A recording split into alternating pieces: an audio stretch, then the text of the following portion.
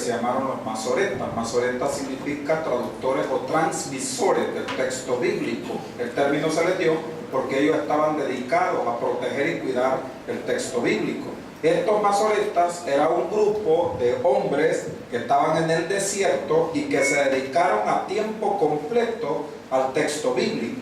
Y era tan interesante el trabajo que hacían porque contaban cada letra del Antiguo Testamento, letra por letra, y contaban palabra por palabra y le ponían número a cada palabra. Y luego decían cuándo es que llega la mitad de la ley, dónde está la mitad de la ley, y entonces contaban luego en cuenta regresiva, para luego contar de nuevo de cuenta normal, para saber si el número de la letra que habían contado, que habían traducido, era la letra correcta o era la palabra correcta. Y de esa manera comenzaron a hacer el texto bíblico. Era bien interesante porque traducían el texto, por decirlo un ejemplo, del hebreo al griego, y luego que lo tenían en el griego, lo traducían de nuevo al revés, del griego al hebreo, para luego comparar si la traducción que habían hecho estaba muy apegada a lo que Dios había revelado. Hicieron un trabajo maravilloso, un trabajo extraordinario. Ellos duraron hasta más o menos el año 1000 después de Cristo, 1100 después de Cristo, fue el tiempo, el periodo en el que ellos trabajaron, y se llamaron los masoretas. Más o menos 300 después de Cristo hasta el año 1100 aproximadamente después de Cristo, y luego desaparecieron. Lo interesante fue que habían protegido tanto el Antiguo Testamento, habían protegido tanto el texto bíblico, que dejaron enterrado el Antiguo Testamento.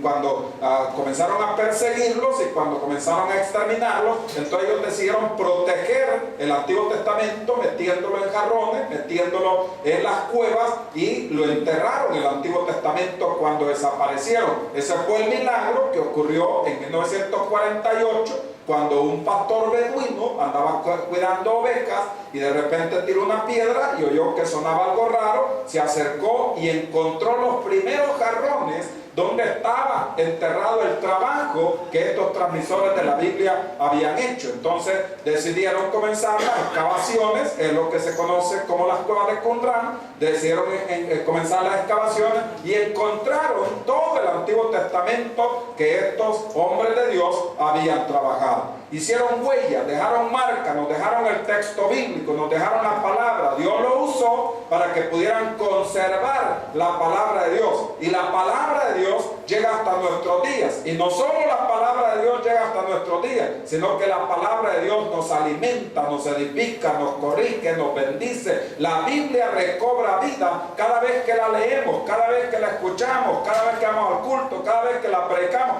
porque la palabra de Dios es viva. La palabra de Dios es viva, y dice el escritor de Hebreos que es más cortante que toda espada de 2 filos y penetra hasta partir el alma y discierne los pensamientos y las intenciones del corazón del hombre, dice el escritor de Hebreos. Entonces la palabra de Dios ha dejado una gran historia, pero han habido individuos que han formado parte de esa historia. La palabra no surgió sola, sino que Dios revela todo su pensamiento a través de individuos, los cuales Él llama, los cuales Él prepara, los cuales Él planea que sean parte de este quehacer para que nos dejen la palabra de nuestro Dios. Pero déjeme decirle que en la historia individual, en la historia suya y en la historia mía, también hay un éxodo.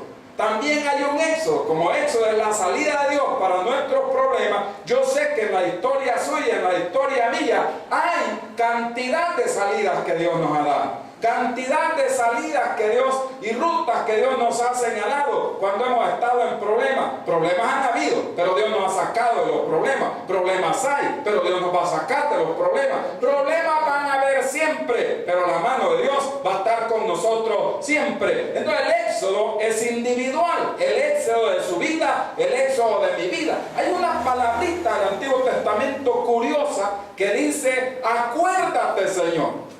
No sé si usted se ha fijado en esa palabrita. Seguido, los profetas, los escritores le decían: acuérdate, Señor, acuérdate, Señor. Y un día yo le decía a Dios, como que Dios por olvidado, como que Dios no se acordara. Y yo como que estaba contradiciendo la palabra. ¿Por qué que los profetas te insisten? Acuérdate, Señor. A Dios no se le olvida, porque Dios es Dios. ¿Estamos claros, amados? Dios es Dios, no se le olvida. ¿Por qué que insistían que se acuerde? Porque en el recuerdo hay cosas de bendición, en el recuerdo hay cosas de victoria, en el recuerdo está el amor de Dios, en el recuerdo está la salvación de Cristo. Aunque hay recuerdo de maldición, hay recuerdo que no le bendice, que no me ayuda, que nos estorba para seguir a Cristo. Pero el verdadero recuerdo es aquel cuando nos encontramos con Cristo y pasamos de muerte a vida.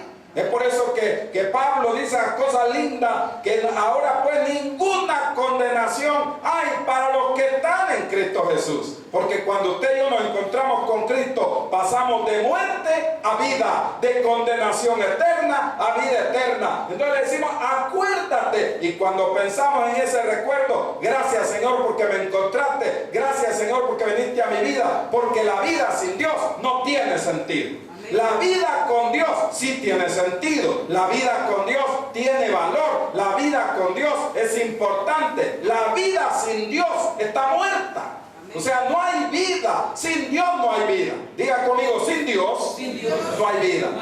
No hay vida sin Dios. Entonces, cuando echamos una mirada atrás, uno dice, en todos los detalles estuvo Dios. Este día yo me he convertido hasta en poeta, porque al llegar a los 52 años no es nada así tan fácil, pues. Y entonces dentro de lo que le decía a Dios, mira Señor, cómo ha sido de maravilloso en mi vida. Hasta me voy a confesar porque hay un nombre que no me gusta. Ahora lo van a saber. Porque el nombre, no sé, por alguna razón nunca me gustó. Quizás porque me lo cambiaba. Y ahora estaba pensando, quizás ese nombre es mi bendición. Amén. Porque los nombres que terminaban en él era del Elohim, de Dios. Por eso estaba Daniel, por eso estaba Israel, está todavía conmigo. Por eso está Ezequiel, pues terminaba en él, del Elohim. Pues mi segundo nombre es Isael. Entonces, y yo le decía a Dios, quizás ese es mi bendición, pero a mí nunca me gustó. Entonces yo le cambié, no, mejor Ramón Tobar nada más. Por eso en los papeles tienen que escribir conocido por, y ya dicen Ramón Tobar. ¿Y por qué no me gustó Isael? Porque me lo han cambiado 40,000 veces. Me han puesto Israel, me han puesto Ismael, hasta un día de esto me pusieron Isabel. No, Isabel no. Entonces me lo han cambiado tantas veces. Entonces yo dije, no, ese nombre es muy complicado. Y raras veces lo he oído, pues yo en el quehacer de la vida cristiana como 2 veces he oído el nombre Isael. No sé si usted lo había oído mencionar. Una vez llegaron a la Universidad Luterana, el que me conocía de años, y le dice a la secretaria, venimos a buscar al licenciado Isael. No, dice aquí no hay ningún licenciado Isael, aquí el único que hay es un, Isael Tobar. No, el único que hay es Ramón Tobar. Le digo, disculpe, pero aquí no hay Isael. Y después se acerca y me dice, usted conoce a Isael, me dice. ¿Cómo así? Le digo, es que vinieron a buscar a un Isael Tobar. Yo le dije, aquí no hay ningún Isael Tobar, sino que solo Ramón Tobar. Y yo me pongo a reír y le digo, ese soy yo. Entonces, Isael, ahí te leo. Quizá en la historia de su vida, en su nombre está la bendición. Revise su nombre. Quizás ahí está la bendición. Quizás él lo pusieron de almanaque. No lo sabían quizás. Pero quizás Dios transformó el almanaque en ser bendito de Dios. Porque usted y yo somos benditos de Dios. Entonces vamos a estudiar en esta noche la historia del éxodo en la vida individual. La historia del éxodo suyo y mío. Eso es lo que vamos a ver ahora. Y vamos a la palabra de Dios para ver qué historias de salida Dios ha tenido con nosotros. Busquen Éxodo capítulo 34. Vamos a leer versículo 27 al versículo 35. Éxodo capítulo 34, versículo 27 al versículo 35. El éxodo en la historia individual. El éxodo en su historia, en mi historia, en nuestra historia. Éxodo capítulo 34, versículo 27 al versículo 35. 34, 27 al 35 dice Dios en su palabra, en el nombre del Padre, del Hijo y del Espíritu Santo. Y Jehová dijo a Moisés, escribe tú estas palabras, porque conforme a estas palabras he hecho pacto contigo y con Israel. Y él estuvo allí con Jehová 40 días y 40 noches. No comió pan ni bebió agua. Y escribió en tablas las palabras del pacto, los 10 mandamientos. Y aconteció que descendiendo Moisés del monte Sinaí con las 2 tablas del testimonio en su mano, al descender del monte, no sabía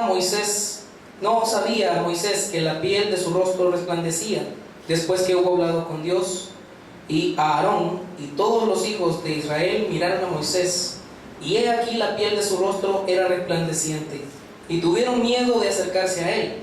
Entonces Moisés los llamó, y Aarón y todos los príncipes de la congregación volvieron a él, y Moisés les habló. Después se acercaron todos los hijos de Israel, a los cuales mandó todo lo que Jehová le había dicho en el monte Sinaí. Y cuando acabó Moisés de hablar con ellos, puso un velo sobre su rostro. Cuando venía Moisés delante de Jehová para hablar con él, se quitaba el velo hasta que salía, y saliendo decía a los hijos de Israel lo que le era mandado. Y al mirar los hijos de Israel el rostro de Moisés, veían que la piel de su rostro era resplandeciente. Y volvía Moisés a poner el velo sobre su rostro hasta que entraba a hablar con Dios. Padre, gracias por esta historia maravillosa, Señor, en la cual, como estudiamos el jueves pasado, que Dios había escrito la ley y Moisés había preparado las piedras para que el dedo de Dios escribiera. Sin embargo, en esta oportunidad vamos a ver el contraste donde ahora es Moisés el que tiene que escribir. Es Moisés el que tiene que dejar los mandamientos y además tiene que estar ahí en tu presencia durante 40 días, como lo dice el pasaje, el cual su rostro se transformó. Nuestra vida es transformada cuando tenemos un encuentro contigo. El éxodo de nuestras vidas no está solamente en que hayamos venido a este mundo. El éxodo de nuestras vidas está en las victorias que nos has dado en los días que nos has prestado hasta este momento. Como la mano tuya ha sido generosa, como la mano tuya ha sido misericordiosa, como nos has dado salida en aquellas situaciones adversas, en aquellas situaciones que pensamos que no vamos a salir, y tú has abierto puertas, y tú has abierto caminos, y tú has sido misericordioso con todos los que estamos acá. Cuando revisamos, Señor, cómo ha sido en nuestra vida, nos damos cuenta de que la misericordia y la gracia tuya nos ha sostenido. Estamos acá por méritos tuyos y no por méritos nuestros. Estamos acá por tu sacrificio y no por capacidades nuestras. Estamos acá porque un día te abrimos el corazón para que entraras a nuestra vida y pasáramos de muerte a vida y no iremos a condenación, como dice tu palabra. Ya hemos pasado de muerte a vida. Gracias por tu palabra. Habla nuestras vidas, edifícanos en el éxodo individual de cada uno de nosotros. En el nombre de Jesús hemos orado. Amén y amén. Podemos tomar asiento, amados. Fíjense que hay un contraste interesante. Yo quiero darle 3 principios con la ayuda de Dios en esta tarde. Primero, lo que escribe Dios y lo que escribimos nosotros en nuestra vida. Lo que escribe Dios y lo que escribimos nosotros en nuestra vida. Es bien interesante que veíamos el jueves pasado que el dedo de Dios escribió la ley. El dedo de Dios escribió los mandamientos. Moisés preparó la tabla de piedra, la preparó, y entonces viene el dedo de Dios y escribió los mandamientos. Ahora es el contraste. Ahora va a ser Moisés el que va a escribir. Y Moisés había sido preparado para ello porque había sido educado en la mejor formación secular allá en Egipto. Es decir, que la formación de Moisés era completa porque había sido preparado para ser rey de Egipto. Entonces escribe, ahora él es el que va a dejar los mandamientos. Y vamos a comparar, miren lo de Dios. ¿Cuál es la historia de Dios? Regresemos al 34, versículo 1 al versículo 3, que lo estábamos viendo el jueves pasado. Ahí está la historia de Dios. Y Jehová dijo a Moisés: alízate 2 tablas de piedra como las primeras, y escribiré sobre esas tablas las palabras que estaban en las tablas primeras que quebraste. Prepárate pues por la mañana y sube de mañana al monte de Sinaí y preséntate ante mí sobre la cumbre del monte, y no suba hombre contigo, ni parezca alguno en todo el monte, ni ovejas ni bueyes pascan delante del monte. Entonces tenemos ahí que Dios va a escribir la historia suya y la historia mía. Y Dios escribe la historia en blanco. Cuando nosotros nacemos, amados, está un CD en blanco que se va a grabar en ese CD. y en algunos se grabó en blanco y negro, ¿verdad? Porque como eran tiempos de cuando era blanco y negro, ahora ya se graba a colores, por decirle así, por ponerle un ejemplo. Entonces, comienza Dios a escribir su historia y mi historia. Por lo tanto, no es la historia de su vida, es la historia de Dios en su vida. ¿Entiende todavía? Ahora, no me refiero a cuesta, sino que me refiero a la vida. En su vida, en la cuesta, no. Me refiero a su vida y la mía. Que Dios escribe la historia en usted y en mí. Pudimos haber muerto cuando fuimos concebidos. Pudimos haber muerto en el nacimiento, podemos haber muerto en el parto, podemos haber muerto en la infancia, podemos haber muerto cuando cometíamos imprudencia en la juventud, en la adolescencia. Yo creo que todos los que estamos acá cometimos imprudencias en la adolescencia. Todos los que estamos, no pastor, yo no he cometido ni una, todos hemos cometido imprudencia. En la adolescencia, en la edad en la que no sabe si es adulto o es niño. Por rato es niño, por rato es adulto. Entonces, ¿qué son? ¿Sos adultos o sos niños? Y tienen cosas de niño y situaciones de niño. Y uno dice, pero este está comportando como... Entendámosle, todos pasamos por ahí. Todos pasamos por ahí y vivimos esa situación. Y Dios fue bueno, y Dios fue misericordioso, porque fue la historia de Dios. Y le dice Dios, mire cómo le dice ahí, que es bien interesante, versículo 2, prepárate. La vida, la historia suya y mía, es la preparación de Dios en usted y en mí. La preparación de Dios en usted y en mí. Y además nos preparó temprano en la vida. Porque miren lo que le dice. Estamos haciendo una figura, por supuesto. Miren lo que le dice. Para mañana. Y sube de mañana al monte de Sinaí. Sube de mañana al monte de Sinaí. Prepárate. Dios en la primera parte de nuestra vida, ahí fue su gracia, fue su misericordia, fue su amor. No sé cuántos han escuchado la palabra, este tiene ángel. ¿Cuántos han escuchado esa palabra? Este tiene ángel. Y no se refiere, como en el caso de mi hermana Sandra, que está rodeada de ángeles. Su esposo se llama Ángel, su hijo se llama Ángel y la hija se llama Ángel. ¿Cómo se llama? Ángel. Entonces, está rodeada de ángeles. No me refiero a que en la historia suya y mía está la mano de Dios, la misericordia de Dios. Fíjese, amado hermano, que la gracia de Dios se refleja hasta en su apariencia. ¿Por qué se refleja en su apariencia? Más adelante vamos a ver que cuando Moisés baja del monte, su rostro se transformó, porque el rostro de los cristianos se parece a Cristo. Y si no se parece a Cristo, dígale, quiero parecerme a Cristo. Quiero ser como Cristo, quiero ser como Él. Y déjeme decirle, podemos ser como Cristo porque el Espíritu está dentro de usted y dentro de mí. Vamos a tener altos y bajos, vamos a tener dificultades, pero Cristo quiere que cada día lleguemos a la estatura de la plenitud de Cristo, dice Pablo ahí en Efesios capítulo 4. Por ahí cuando habla de los dones dice, hasta que todos lleguemos a la estatura de la plenitud de Cristo. Y la estatura de Cristo es una estatura de madurez, es una estatura de amor, es una estatura de perdón, es una estatura el cual podemos decir, Cristo es todo en mi vida. Fíjense que podemos estudiar la vida de Cristo en la vida de Pablo. Ahora traigámoslo a nuestras vidas. Podemos estudiar la vida de Cristo en su vida y en la mía. No, pastor, no diga eso, no diga malas palabras. Porque la vida de Cristo la estudiamos en la vida de Pablo. Y Pablo decía, sed imitadores de mí como yo de Cristo. ¿Con qué autoridad lo decía?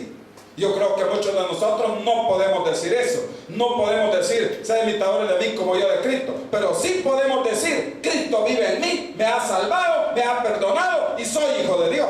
Eso sí lo podemos decir. Entonces, la historia de Dios es que Dios va temprano, forjándonos, va metiéndonos, va jalándonos. Un día de esto visitaba a alguien y me decía, cuando me quiero apartar, me agarro del pelo y me jalo. Y digo, encarrílate. ¿Por qué? Porque tenemos que estar con Dios siempre.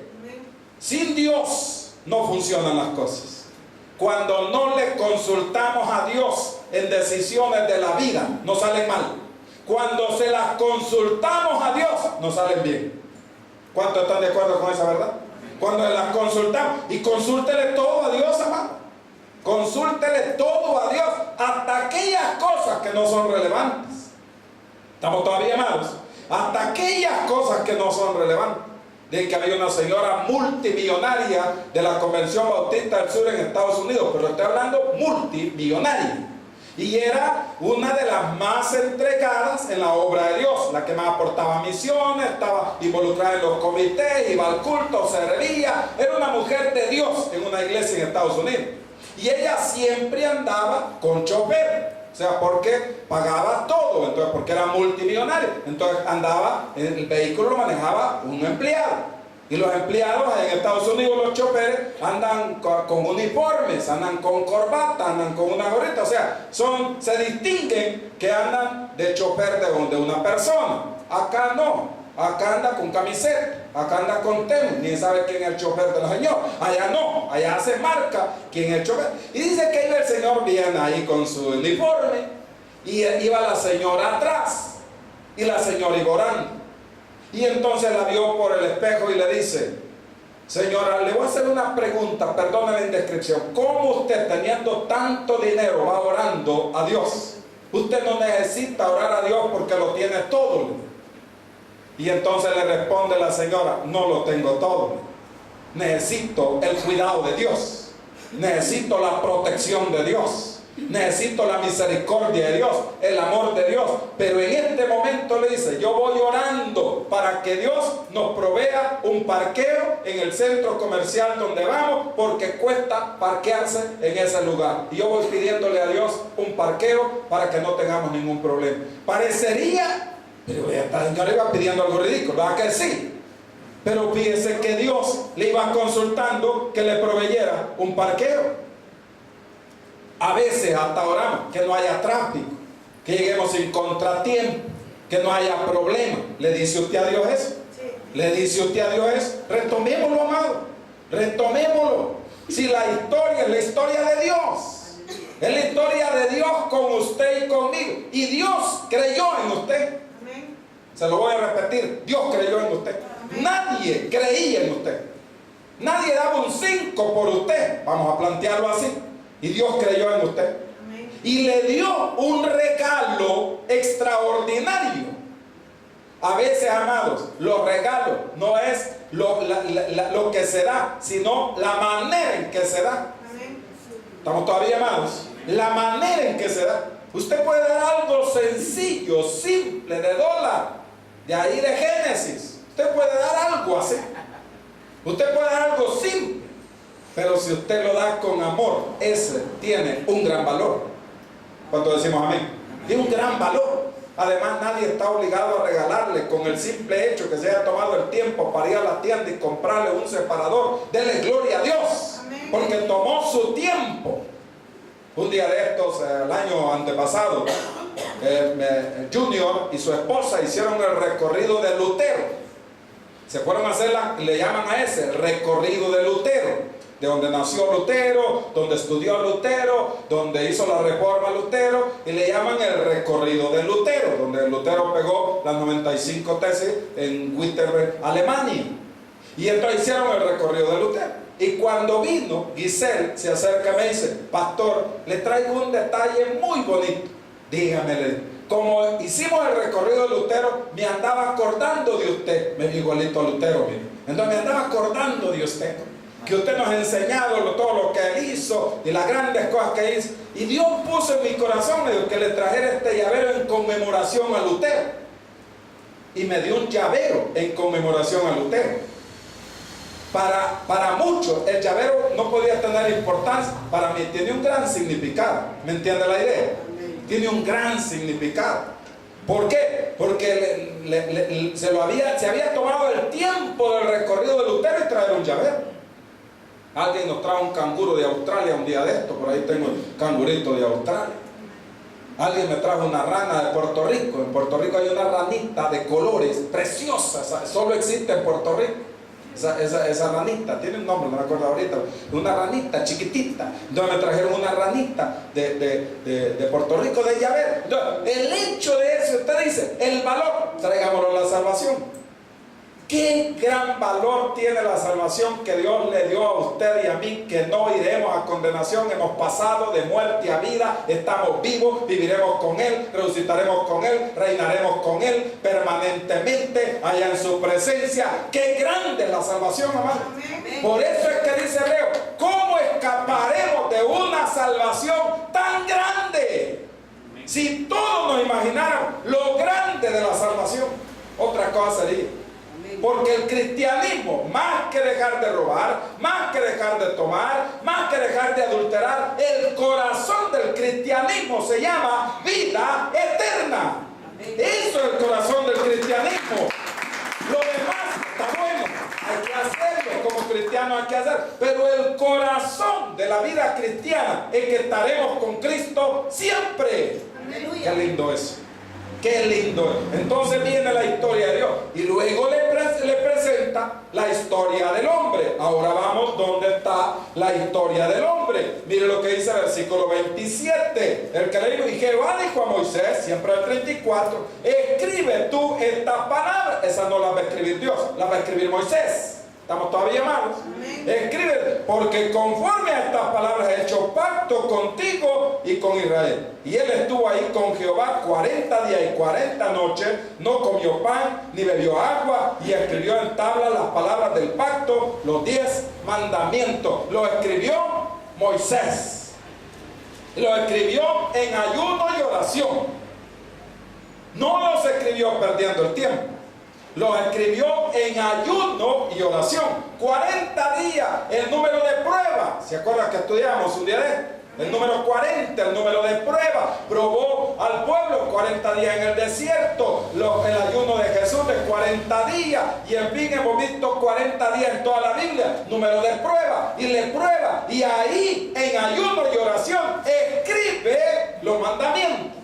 Lo vamos a aplicar. Escribe la historia de su vida. Dios ha escrito la historia de su vida. Usted participa con Dios escribiendo esa historia. Usted decide si se va a unir a Dios y juntos escribir la historia. Pero unidos con Dios. Me gusta una expresión de las iglesias históricas, se le llama en Europa, que dicen la historia de fe, del Dios que camina con nosotros en fe. Así dice el pensamiento. Del Dios que camina con nosotros en fe. Dios no está lejos, Dios está dentro de nosotros. Caminando con nosotros, escribiendo la historia en usted y en mí. Y yo decidiendo escribirla junto con Él. La parte humana. Cuando decidimos renunciar a cosas y seguir a Dios. Cuando decidimos, no más. No, esto no puede continuar. No más, aquí pongo alto por tu nombre, Señor. Y en tu nombre dejo de agarrar lo que no es mío. En tu nombre dejo de hablar de la gente. En tu nombre dejo de hacer esto que a ti no te agrada. Y si lo hace en el nombre de Jesús, Él le va a dar el poder y la fuerza para que lo pueda dejar. Hay cosas que solo se pueden dejar con Dios. ¿Me oyó bien? Solo con Dios. Sin Dios no se puede. Sin Dios no se puede. Hay cosas que sin Dios no se pueden cortar. Con Dios se pueden cortar. Y puede ser, amados, sobre todo aquellos que pasamos de esta, cosas que ya están habituadas en nosotros. Cosas que ya están, ya como decimos nosotros, ya estamos rancios. No sé si usted se ha fijado que le digan a los viejitos y ya está viejo rancio. Se ha fijado en esa palabra. Ya están rancios. Entonces, ya nos cuenta. Es más fácil que los niños y los jóvenes sean moldeados a que un adulto sea moldeado. Porque los adultos ya estamos ahí encaminados, ya estamos marcados, ya tenemos programado. No sé si usted se ha fijado que los adultos son, algunos adultos tan mecanizados que tienen todo programado desde que se levantan. Desde que se levantan. Entonces programadito, así como que lo tuvieran en una lista. Y no digo que eso sea malo. No digo que eso sea malo. Imaginen que se jubilan y se levantan igual a las 5 de la mañana, como que van a trabajar y ya está jubilado. Y se levanta a la misma hora. Porque hay un relojito biológico. ¿Cuánto han oído la palabra? Reloj biológico. No sé si usted puede hacer esto que le voy a decir, y aquí Dios sabe que yo puedo hacer esto. Cuando me desconcentro, yo no puedo despertar sin un despertador. Pero si yo programo, digo, a tales horas me voy a levantar, yo puedo. Dice que me regalaron ahí para ir a un seminario a Guatemala. Iban dos siervos, grandes amigos de allá de Chalatenango. Yo, el pastor alemán, pastor de apellido alemán allá de Chalatenango. Iba el amigo de él y amigo de este servidor. Y entonces allá nos acostábamos noche por el congreso al que iba. Y un día le digo yo a los dos, me voy a ir a acostar 40 minutos a la 1 para poder aguantar la jornada de la tarde. Ah, está bueno, pastor, vaya, cuente, 40 minutos. Sin despertador. Puse la cabeza en la almohada en el día y al minuto estaba dormido. A los 40 minutos estaba despertando. Y ya iba a lavarme la cara y comienzan ellos a reírse. Y le digo, ¿por qué, pastor? Si usted acaba de estar ahí cociendo tamales. ¿Sabe qué es cocer tamales, verdad? Acaba de estar cociendo tamales.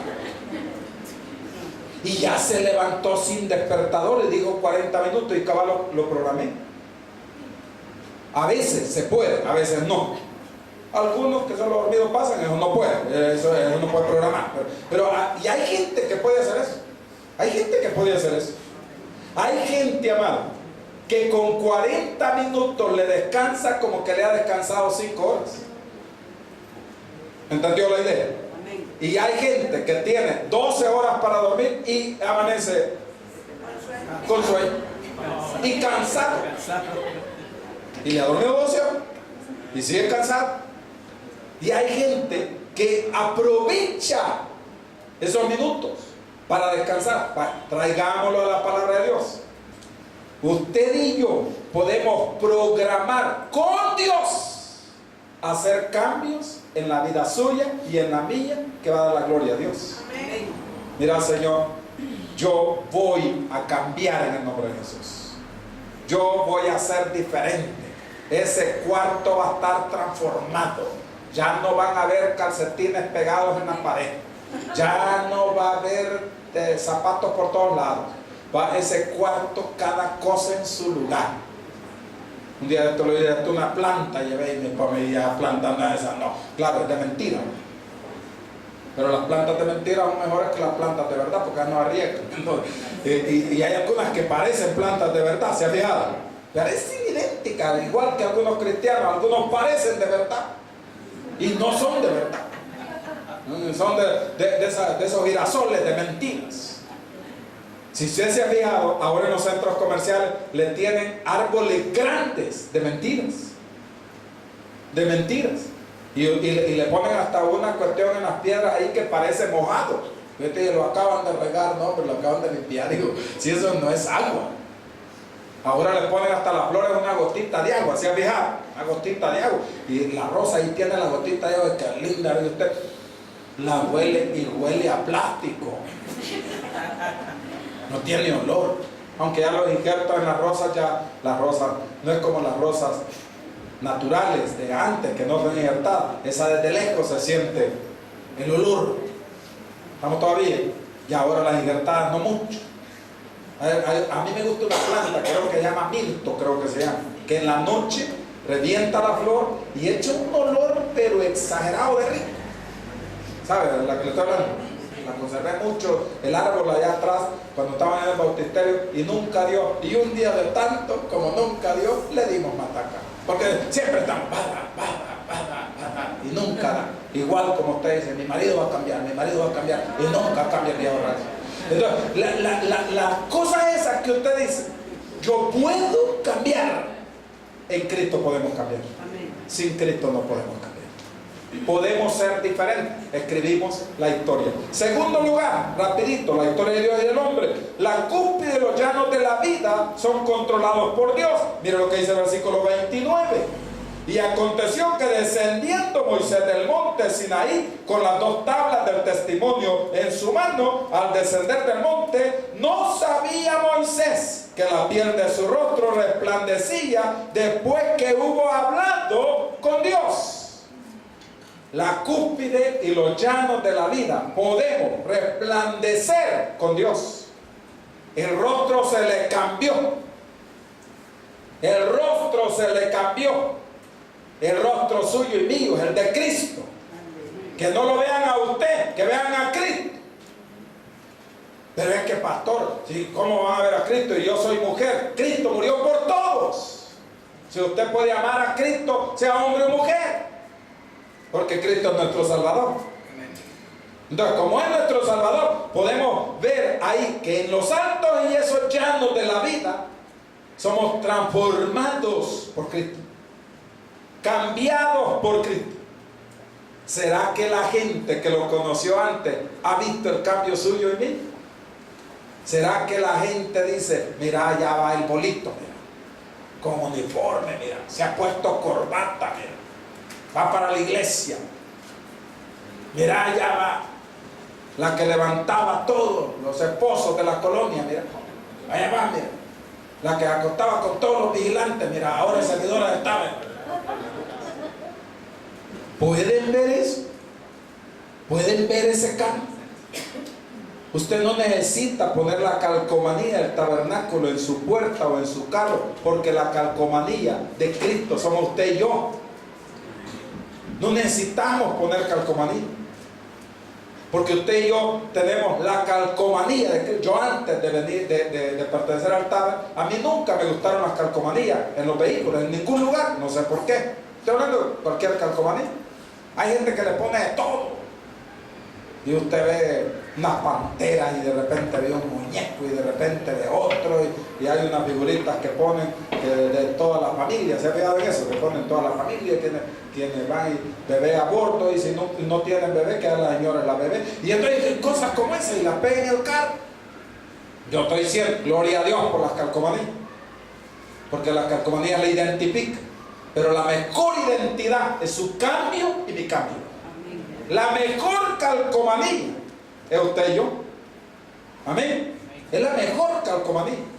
¿Por qué? Porque tiene que haber transformación. Y en último lugar, para cerrar la historia de su vida y la mía, que en el trabajo y en el descanso de la vida está Dios. Mire lo que dice el 35, capítulo 35, 1 al 3. En el trabajo y en el descanso de la vida está Dios. Moisés convocó a toda la congregación de los hijos de Israel y les dijo: estas son las cosas que Jehová ha mandado que sean hechas. 6 días se trabajará, mas el día séptimo os será santo, día de reposo para Jehová, y cualquiera que en él hiciere trabajo alguno morirá. No encenderéis fuego en ninguna de vuestras moradas en el día de reposo.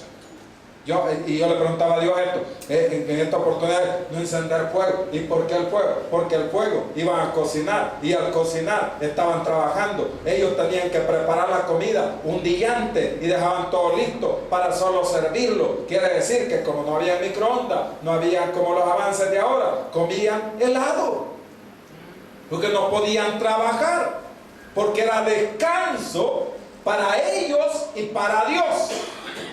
Porque en el trabajo y en el descanso de la vida, ahí está Dios. No solo es trabajo, hermano. No, pastor, si que yo no tengo trabajo, yo solo descansando vengo. ¿Cuáles vacaciones? Y yo estoy de vacaciones permanentes. Bueno, puede ser que esté de vacaciones permanentes, que no tiene trabajo, o porque ya está retirado. A mí me gusta cómo le llaman los retirados en Costa Rica. Le llaman la gente de oro. Los ancianos de oro. Me gusta eso.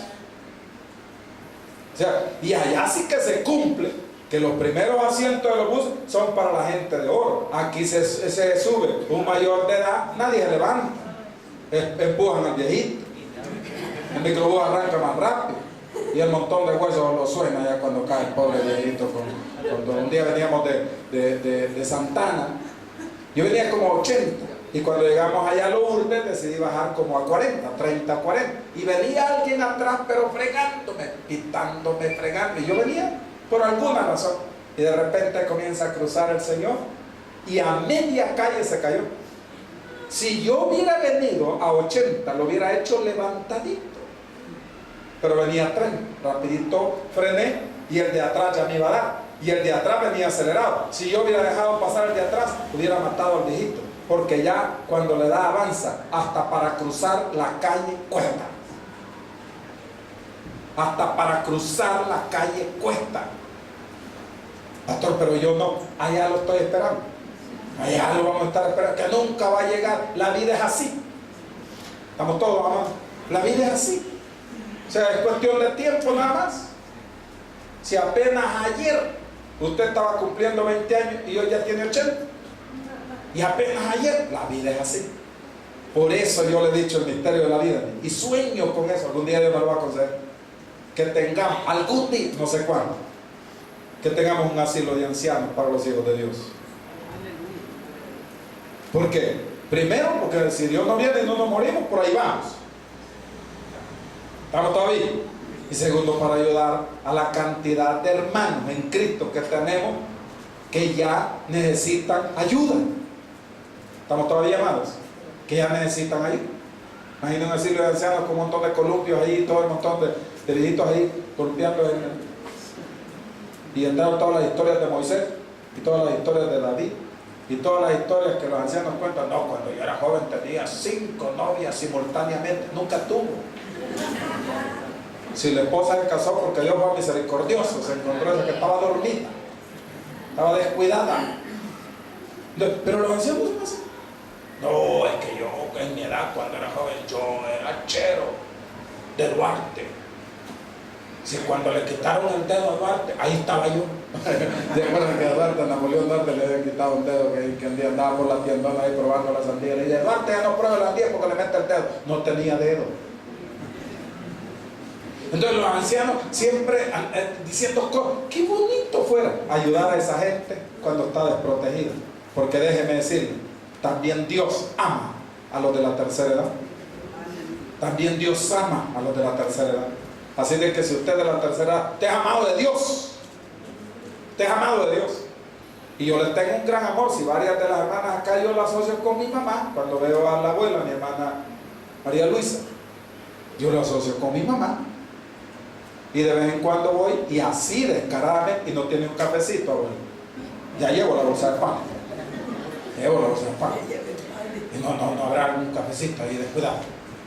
¿Sabe por qué? Porque ellos valen en el reino de Dios. Porque son lavados por la sangre de Cristo. Ya no menosprecia a los de la tercera edad, amados. Ya no se burle de ellos. Y usted como joven, aquí va con los jóvenes, ya no se burle de cómo caminan los de la tercera edad. Usted va a caminar peor, si es que camina.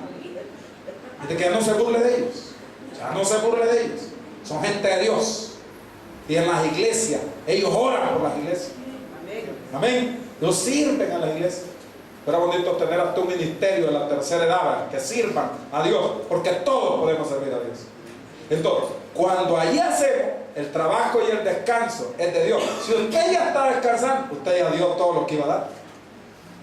¿Estamos todavía? Ya dio todo lo que iba a dar. Trabajó y vagó también, pero trabajó bastante.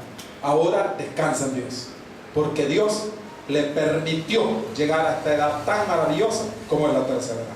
Y si Dios nos presta la vida, espero que lleguemos a esa edad si Dios nos presta la vida. Y si no, que sea para gloria de Dios los días que Dios nos regala. Acuérdese, Dios escribe la historia, usted la escribe con el cambio y juntos seguimos adelante sirviendo a nuestro Dios. Y juntos decimos a Dios, te amamos, te honramos y te bendecimos. Permítenos estar contigo siempre. Dale un fuerte aplauso a Dios. Padre, gracias por tu palabra, gracias porque nos has permitido reflexionar en el éxodo individual de cada uno de nosotros, en el cual, Padre Santo, vemos lo que tú escribes, lo que nosotros escribimos de la vida.